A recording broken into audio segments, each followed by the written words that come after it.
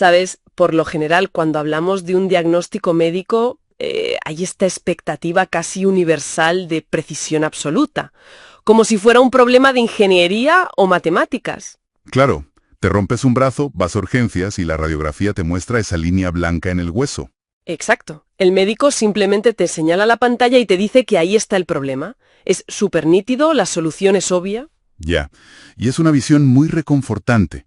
A los seres humanos nos tranquiliza un montón tener una caja perfectamente ordenada donde meter el problema con una solución súper directa. Pues sí, pero a ver, cuando das un paso atrás y pasas de mirar la radiografía de un solo paciente a observar, digamos, las políticas públicas y los sistemas de salud de toda una nación, la cosa cambia muchísimo. La máquina de rayos X se rompe por completo. Totalmente. El diagnóstico ya no es nítido y empezamos a navegar por unas aguas increíblemente turbias, llenas de variables que se cruzan. Y bueno, de eso trata precisamente nuestra inmersión de hoy. Vamos a hacer un análisis muy profundo de las propuestas de salud del plan de gobierno del político colombiano Abelardo de la Espriella. Eso es. Y para intentar trazar un mapa en estas aguas tan complejas, tenemos sobre la mesa dos fuentes que, fíjate, chocan frontalmente. Sí, son visiones muy opuestas. Por un lado, contamos con la infografía oficial de su propia campaña, que se titula Salud con autoridad y sin burocracia. Esta plantea las promesas directamente al votante. Y por otro lado, vamos a contrastar eso con un análisis crítico y muy detallado, escrito por Jorge Augusto Miranda Cadavid, Que básicamente se dedica a desgranar y cuestionar la viabilidad de todas esas promesas de campaña, pero desde una perspectiva mucho más estructural. Exactamente. Mirando las entrañas del sistema. Pero antes de meternos en harina, y esto es muy importante para quienes nos escuchan, hay que establecer las reglas del juego de este programa. Fundamental dejar esto claro desde el principio. Nuestra misión hoy no es jugar a ser árbitros políticos, ¿vale? Dejamos cualquier ideología, sea de izquierda o de derecha, totalmente en la puerta. Nuestro único trabajo es mirar la mecánica cruda de esta maquinaria propuesta. Y evaluar si los engranajes realmente giran, basándonos única y exclusivamente en los documentos que tenemos delante. Eso es. No respaldamos ninguna visión particular. Solo queremos entender los argumentos y este choque de perspectivas que hay sobre la mesa, porque sinceramente lo que ocurre aquí es casi una clase magistral sobre economía de la salud. Es interesantísimo. Es la lente adecuada para mirarlo. El objetivo es conectar los puntos entre lo que resulta muy atractivo en un cartel de campaña y lo que la teoría nos advierte sobre cómo fluye el dinero en la práctica. Entonces, bueno, vamos por partes.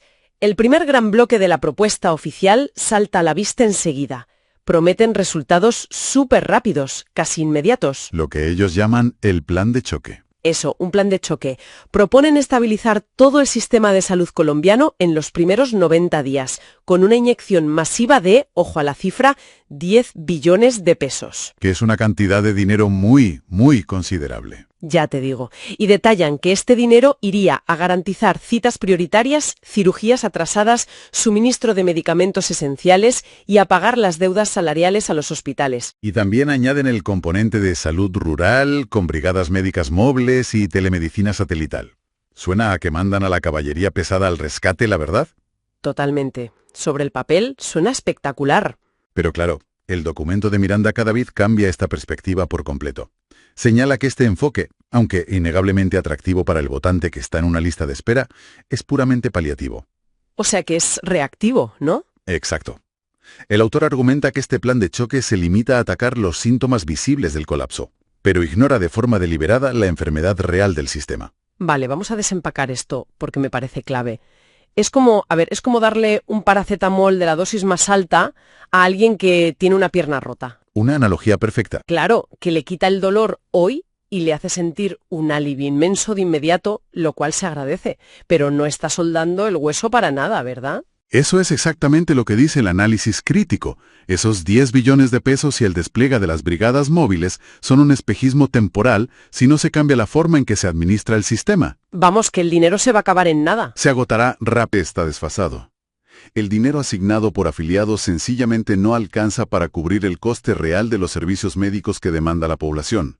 O sea que la prima básica es deficitaria desde el minuto 1. Desde el minuto 1. Por lo que ninguna inyección externa de 10 billones va a lograr la sostenibilidad a largo plazo si no se arregla la base. Pero, un momento, aquí es donde se pone realmente interesante. Y desde el sentido común te pregunto, si el barco se está hundiendo hoy, si tienes hospitales al borde de la quiebra, ¿no es esa inyección de 10 billones un salvavidas absolutamente vital? Es lo que pensaría cualquiera. Es el alivio inmediato. Claro, entiendo que la matemática a largo plazo de la UPC esté rota, pero a veces necesitas achicar el agua con cubos antes de ponerte a arreglar el casco del barco. ¿Por qué el autor insiste en que eso no es suficiente? Porque el problema no es solo que el cubo tenga agujeros, es que el sistema actual incentiva a que se hagan más agujeros. Ah, vaya, eso lo cambia todo. Miranda Cadavid explica que la reingeniería del flujo de dinero brilla por su ausencia. El texto critica que los mecanismos de pago actuales incentivan el gasto ineficiente. Si no pasamos a modelos que llaman prospectivos, inyectar dinero agrava el problema y genera desfalcos. A ver, explícame un poco esto de la diferencia en los incentivos y qué significa pasar a un modelo prospectivo. Pues, en un modelo tradicional o mal auditado, a los proveedores se les paga por volumen de servicios. Si haces 10 pruebas, cobras 10 pruebas. Vale, o sea que el ingreso del hospital depende de que la gente esté enferma y consuma muchos servicios. Exacto. Y eso a menudo incentiva el sobretratamiento.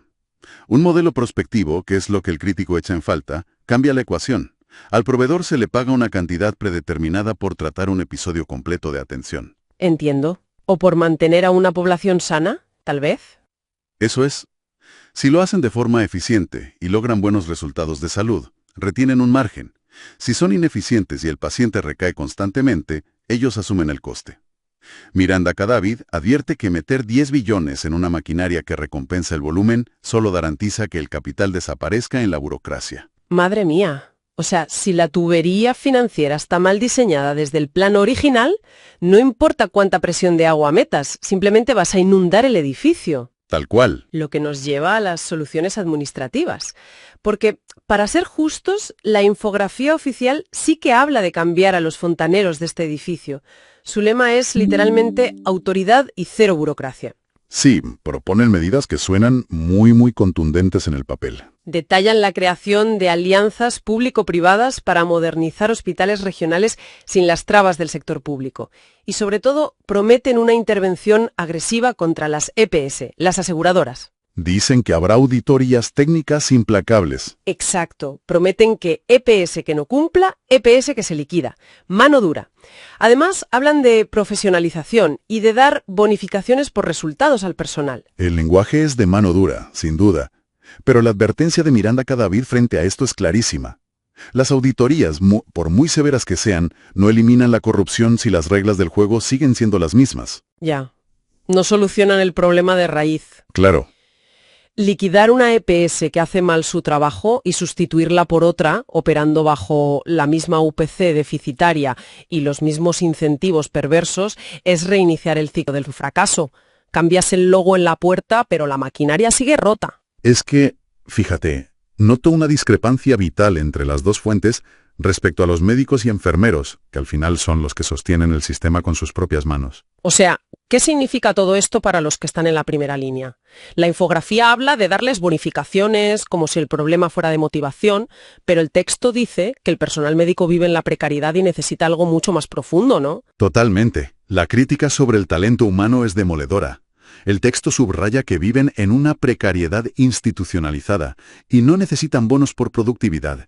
Necesitan urgentemente lo que el autor llama una ley del talento humano.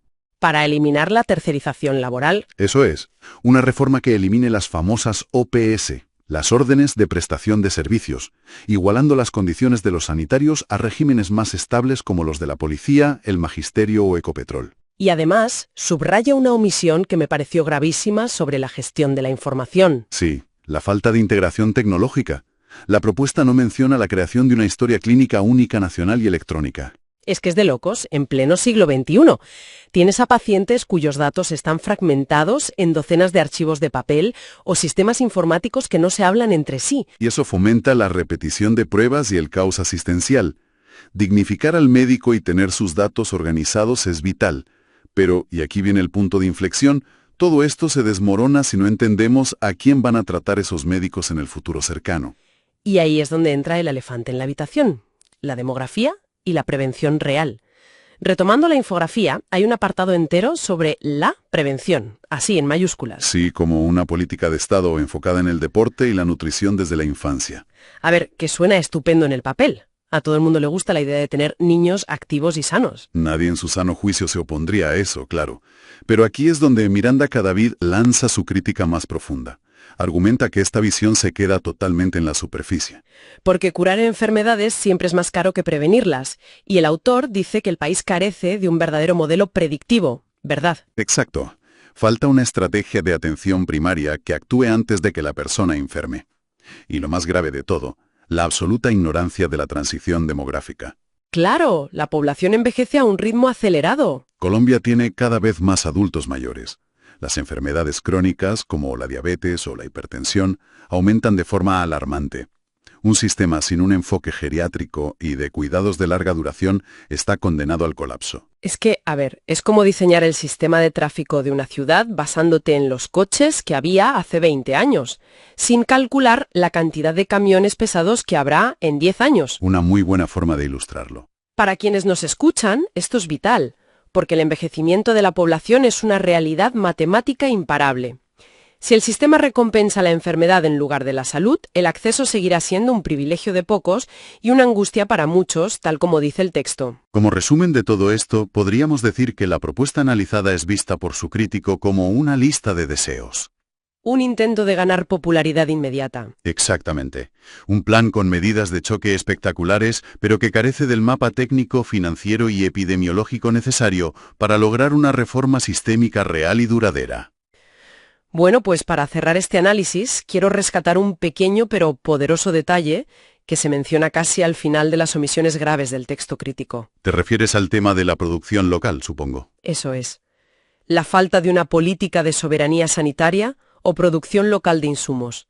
Y quiero dejar a nuestra audiencia con esta reflexión final ineludible. Adelante. A lo largo de esta inmersión, hemos hablado de cómo administrar el dinero, de los incentivos de la UPC, de los hospitales y de los médicos. Pero a ver, si ocurre otra crisis global y las fronteras se cierran de golpe, como ya vivimos hace poco. La pesadilla logística. Claro. ¿De qué sirve tener la mejor administración del planeta? ¿De qué sirve tener el mejor talento humano o 10 billones en el banco si un país ni siquiera fabrica localmente los medicamentos básicos y las jeringuillas que sus ciudadanos necesitan para sobrevivir mañana? Es un golpe de realidad enorme. La interdependencia global te deja muy vulnerable. Totalmente. Toda esa superestructura teórica colapsa sin bienes materiales básicos. Es para pensarlo profundamente. Pues con esta idea despedimos la exploración de hoy, agradeciendo muchísimo la atención de quienes nos acompañan buscando estar siempre bien informados. Ha sido un placer desgranar todo esto. Hasta la próxima inmersión. Firme por la patria, firme por la patria.